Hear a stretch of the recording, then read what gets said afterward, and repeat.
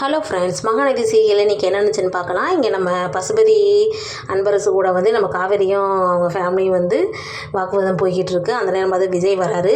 அஜய் வந்துட்டு அண்ணா வந்துட்டாரு அப்படிங்கவும் அப்படியே அன்பரசு அப்படியே மாற்றிக்கிறாரு. இங்கே பாருப்பா எவ்வளோ பிரச்சனை பண்ணிகிட்ருக்காங்க, நீ எப்படி தான் இந்த குடும்பத்தில் பொண்ணு எடுத்தியோ அப்படிங்கிற மாதிரிலாம் பேசிகிட்டு இருக்காரு. நீ வேறு ரிசப்ஷனுக்கே வேறு வரல அப்படின்னு கேட்கவும், ஆமாம் நீங்கள் தான் என்ன கல்யாணத்துக்கே கூப்பிடலையே, அப்புறம் எப்படி ரிசப்ஷனுக்கு வருது, அது இல்லாமல் நீங்கள் எப்படி சொன்னீங்க என்கிட்ட கொடைக்கானலில் நான் வாக்கிங் போகிறப்ப பட்டாசுலாம் போட்டு அந்த நேரம் பார்த்துல சொன்னீங்க அப்படிங்கிற மாதிரி சொல்லுவோம். அன்பரசுக்கு ஒரு மாதிரி ஆயிடுச்சு. அந்த நேரம் பார்த்து தாத்தாவும் வந்துட்டார். என்னப்பா மறுபடியும் ஆரம்பிச்சிட்டிங்களா, போன தடவை இப்படி தான் வந்து பிரச்சனை பண்ணீங்க, இப்போவும் அதே மாதிரி பண்ண ஆரம்பிச்சிட்டிங்க அப்படின்னு அவர் சொல்லிட்டு இருக்காரு.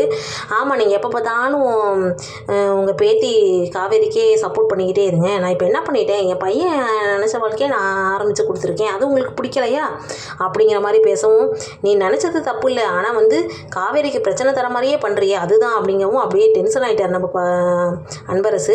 உடனே பசுபதியை பார்த்து, சம்மதி இவங்க இப்படி தான் ஏதாவது பேசிகிட்டே இருப்பாங்க, நீங்கள் வாங்க, நீங்கள் பேசாமல் வந்து உங்கள் வீட்டுக்கு போயிடலாம் வாங்க அப்படிங்கவும் அப்படியே பசுபதிக்கு ஒரு மாதிரி ஆயிடுச்சு.